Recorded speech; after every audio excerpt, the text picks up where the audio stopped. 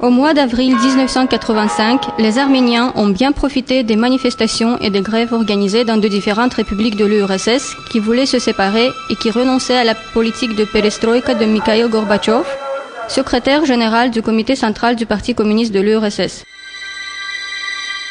L'Arménie et les leaders du parti Dashnak-Tutun à l'étranger ont inventé le problème du Haut-Karabakh sous prétexte de chaos dans le pays et de violation des droits des Arméniens vivant en Azerbaïdjan. Ainsi a commencé une guerre non déclarée entre l'Azerbaïdjan et l'Arménie. Que voulaient les Arméniens en réalité? Vous croyez que ces soi-disant intellectuels de Erivan pensent à nous? Non, ils pensent au territoire et c'est pour cela qu'ils veulent le Haut-Karabakh.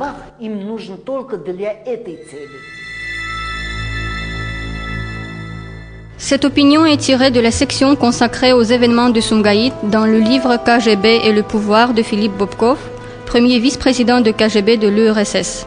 Oui, les Arméniens avaient les prétentions territoriales. Cette volonté s'est transformée en une maladie dans l'esprit des intellectuels, des fonctionnaires, des nationalistes radicaux, des soi-disant démocrates, des ouvriers arméniens. Philippe Bobkov, la question consistait en l'élargissement des territoires arméniens. Vous pouvez imaginer comment les appels du parti Dashnak-Tutun étaient enracinés dans les cerveaux des gens.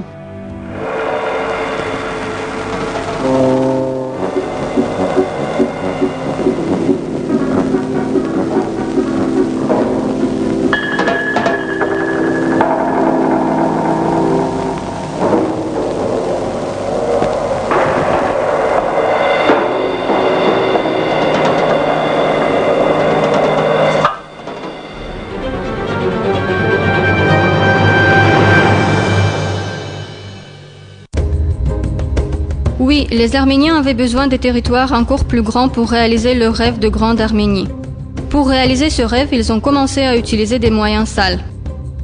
Il y a 20 ans, au mois de février 1988, les nationalistes arméniens ont commis avec le soutien du parti Dashnak-Tutun un acte sanglant à Sumgait. En conséquence, 32 personnes ont été tuées, dont 26 Arméniens et 6 personnes d'autres origines. En accomplissant cet acte, les nationalistes arméniens voulaient présenter les Azerbaïdjanais à la communauté internationale comme un peuple sauvage, barbare et terroriste. Quelle était l'origine de ces événements à Sumgait et pourquoi on avait choisi Sumgait? Avant d'éclaircir les questions obscures, jetons un coup d'œil sur la chronologie des événements. Ce qui est intéressant, c'est qu'après être élu chef de l'État, Mikhaïl Gorbatchev a commencé à mener une politique pro-arménienne et à nommer les Arméniens au poste dans son entourage. Shakhnazarov, chargé des questions politiques, Aganbekyan, chargé des questions économiques et Sitarian, chargé des questions de planification. Ils ont commencé à réaliser leurs prétentions territoriales à l'aide de Gorbatchev. Pour pouvoir réaliser ces prétentions, il fallait d'abord éloigner de la scène politique Heydar Aliyev, premier vice-président du Conseil des ministres de l'URSS et membre du Politburo qui ne laisserait pas réaliser ses prétentions. Et ils l'ont réussi au mois d'octobre 1987. En novembre de la même année, le membre de l'Académie des sciences de l'URSS Aganbekyan a prononcé un discours devant la communauté arménienne à Paris où il a déclaré qu'il serait raisonnable de rattacher le Haut-Karabakh au territoire de l'Arménie. Alexandre Yakovlev, secrétaire du comité central du Parti communiste de l'URSS, membre du bureau politique et architecte principal de Perestroïka. Oui, Aganbekyan n'avait pas agi de sa propre initiative à Paris. Cela n'aurait pas été possible sans autorisation de Gorbatchev. Les médias soviétiques et internationaux ont lancé une grande propagande planifiée à l'avance. Cette propagande était soutenue à l'intérieur du pays par le pro-arménien Borovik, l'académicien du P. Sakharov, Staravoitova et d'autres, et à l'étranger par le lobby arménien. La rencontre de Gorbatchev avec la communauté arménienne au mois de décembre 1987 n'était pas un hasard non plus. Le lobby arménien a offert à Gorbatchev et à son épouse des cadeaux précieux, ce qui signifiait que Gorbatchev allait régler le problème du Haut-Karabakh en faveur des Arméniens. Suite à cet accord, une série de manifestations massives a été organisée dans de différentes régions de l'Arménie et du Haut-Karabakh.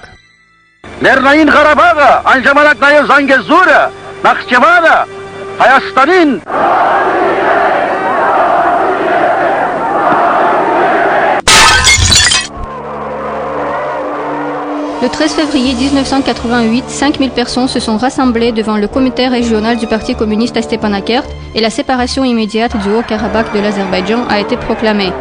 Après être reçus au comité central à Moscou, Akopian et Gabrelian ont informé le 18 février le groupe de 10 000 manifestants à Stepanakert que Moscou les soutenait et que le problème du Haut-Karabakh serait réglé en faveur de l'Arménie.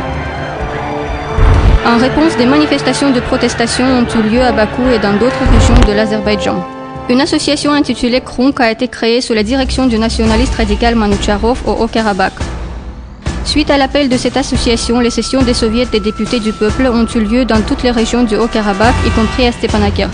Il n'y avait qu'une question à l'ordre du jour, celle de la séparation du Haut-Karabakh de l'Azerbaïdjan et son rattachement à l'Arménie. Moscou est resté silencieux face à cette décision anticonstitutionnelle.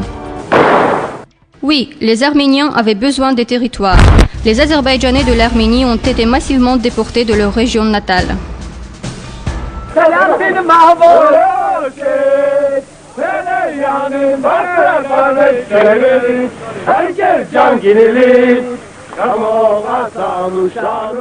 Le 22 février, les Arméniens ont tué 2 jeunes Azerbaïdjanais à Skhiran.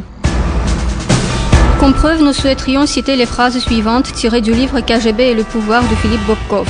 On peut toujours discuter qui a commencé le premier, le côté azerbaïdjanais ou arménien.